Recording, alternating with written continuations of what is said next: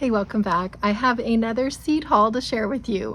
It has been a really busy summer, lots of things accomplished and lots of things still left to do. But I did want to get this seed haul out of the way just so that I could start these seeds and it wouldn't be a surprise, or for those of you who are interested, what is offered. So the company I ordered from today, or at least this was a few weeks ago, is Fairy Seeds, and they are out of Ontario, Canada. And they do ship throughout the North American provinces and states. So if you're interested, check out their website. And what drew me in was one specific plant, which I will share. But what also drew me in was just the rare seeds that they do sell. These are not rare plants, but they are rare seeds to find that are grown by seed. So typically you can find most of these plants, I would say, in nurseries. But they are a little bit more tricky to start by seed and to get germinated. So if you are familiar with the winter sowing method, a lot of these seeds would be a perfect candidate for that method. But there's also another method that I'm going to share, and I will be trying that method myself as well. So this is, some people call it the freezer, fridge, paper towel method. Any of those would work. So the idea is you're germinating your seed in soil or on a wet piece of paper towel, freezing it or putting it in the fridge for anywhere from 4 to 8 to 12 weeks, I believe, just to sort of simulate that winter freeze process that most of these perennial seeds need in order to germinate. So without further ado, I'm going to share with you what I ordered from Fairy Seeds. So the packets don't have the beautiful photos, but their website definitely does, along with a lot of very in-depth instructions on germinating these seeds so that you can get the best success to get these seeds going. And they aren't huge packets, anywhere from, I want to say anywhere from like 5 to 20 seeds, not a ton. So you do want to be as specific when starting these seeds as possible to get that germination rate. So the plant that drew me in was the gas plant. So I was at a garden tour with a fellow master gardener's backyard, and it was just a stunning yard, really, really unique texture and play with colors that she had designed in her yard. But there was this one plant that just caught my eye. I don't know about you, but one plant just always stands out. And I had to know what it was, and she said it was called the gas plant. And I think it's named that specifically because it has sort of a substance that can light on fire, a sticky substance. But anyway, it is so beautiful. And I definitely wanted to have it in my yard. And I wasn't willing to wait for a nursery to bring it in. So I thought I'm going to try and order it by seed and grow it myself. So that is what I'm going to do. So that was the seed that drew me into this website. But I'm so glad I found this website because they offer a lot of different plants. Yeah, I just definitely recommend you to check it out. Okay, so let's get into the seeds I ordered. I ordered about 26 different varieties. Okay, so the first one is Nephofia, and it's red hot poker.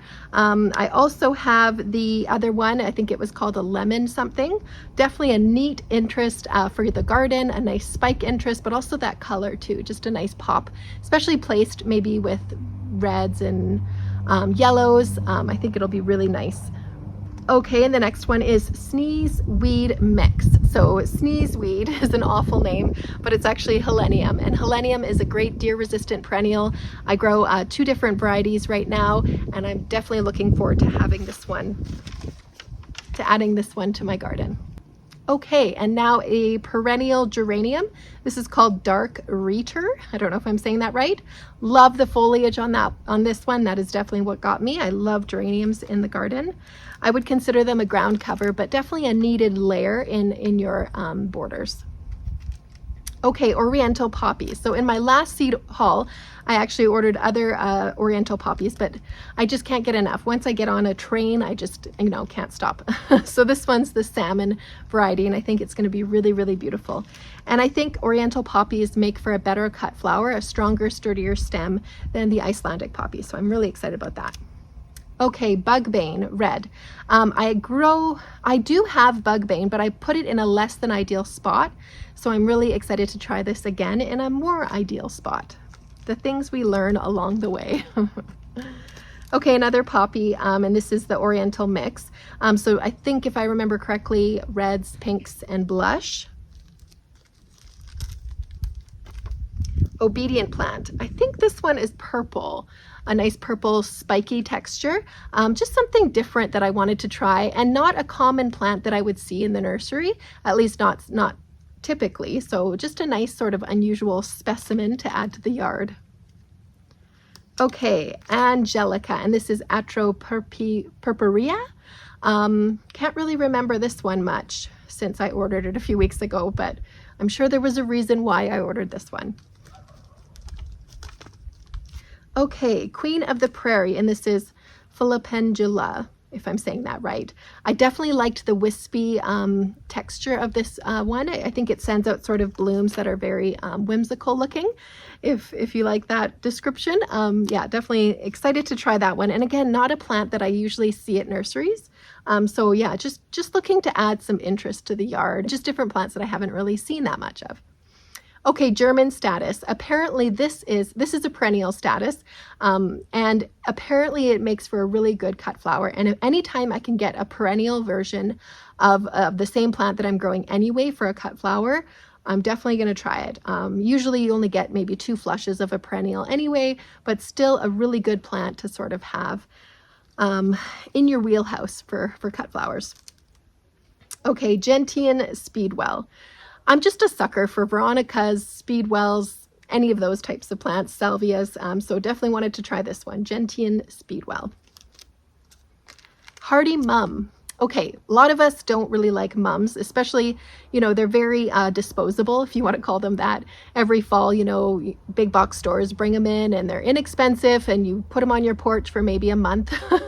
So I definitely want to get away from that sort of consumerism with specific plants we just buy out of habit.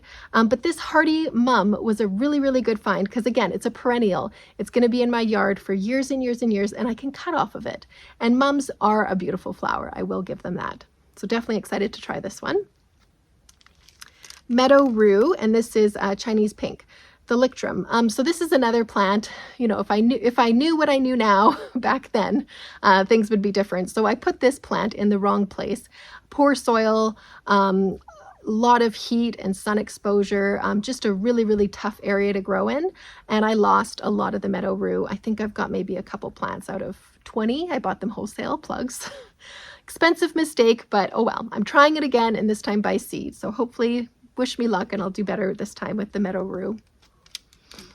Okay, so this is the plant. This is gas plant, and it's the pink variety, and the name is Dictaminus. And there's, I want to say 5 seeds in here. So let's hope that I can get these to germinate, because it is just such a beautiful plant, very unique looking, and just, you know, it's pink. Pink is my favorite. Amsonia, another great perennial to use for a cut flower, and I just love the color of this one. I forgot if I bought pink or blue. You will be able to see it because I will put a picture on the screen, but I think they do come in like a silvery white and a blue, but either one is going to be great. I feel like I did get the white, but we'll see.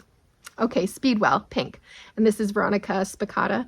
Yeah, I just can't get enough of the Veronicas. I would literally have a whole bed of Veronicas. They're just such a beautiful plant, in my opinion. And again, of course, I'm going to use it as a cut flower as well. Okay, Fritillaria.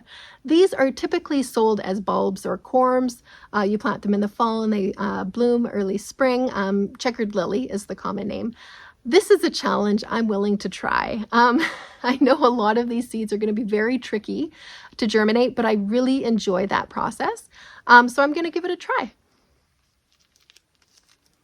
Okay, red valerian, and this is Centranthus. And this is a great hummingbird plant. Anything red with that tubular sort of shaped flower is a great option. And I definitely want more red in my garden, placed in a very specific spot. Red tends to scare me because it is such a harsh color, but I'm feeling a little bit more open to adding it in my garden lately, so I'm thinking this will be a good start. And we can't have enough hummingbirds, can we? Okay, another Queen of the Prairie. I think I had 2 colors, so this is the second packet. The first one I think was pink. This one might be white or sort of like a creamy texture. The bloom almost reminded me of goat's beard, Aruncus. Very, like I said, fluffy, whimsy, very, very beautiful. Excited to have this in my plant, and excited to have this in my yard. And if I remember correctly, I think it gets to be quite a big perennial. So really excited about that. clematis, pink alpine. I also am obsessed with clematis. I don't know how many I have. I would guess 8 to 10 different clematises, which I guess isn't that much. But anyway, I've got another one. So this is pink alpine. Really excited to have this. I've got a lot of fences in my yard, not only the vegetable garden, but the cut flower garden as well, numerous other fences. So I definitely like to take advantage of that vertical element since I do have fences, and I think clematis will be a great candidate for that. Okay, here's another sort of crazy plant that I ordered that might be a total flop, but I'm, like I said, really excited about growing things and the challenge of growing, especially hard things. So I have Japanese maple seeds, and I believe I only have maybe 5 of them. And I did look at the recommended way to germinate these seeds, and it is quite intense. I think we're freezing twice in between having them sit at room temperature. So months and months of time is going to be invested into these Japanese maple trees, but they don't grow in my zone. I'm a zone too cold for Japanese maple. So I'm thinking I'm going to grow these little plants, have them as house plants, and then just bring them in and out every year. And it'll be a great way to have a Japanese maple in my yard, finally. Ligularia rocket. So I've got a couple of these growing in the yard. Really love them. Great shade plant. Beautiful burgundy texture, really big leaves. I love them, but I want more. So here's another way to start them.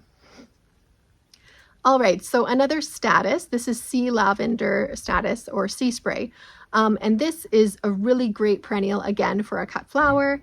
I just can't get enough of sort of the dual purpose of having a landscape plant, sometimes cutting off of it, sometimes not, but just, you know, having it there if I need it.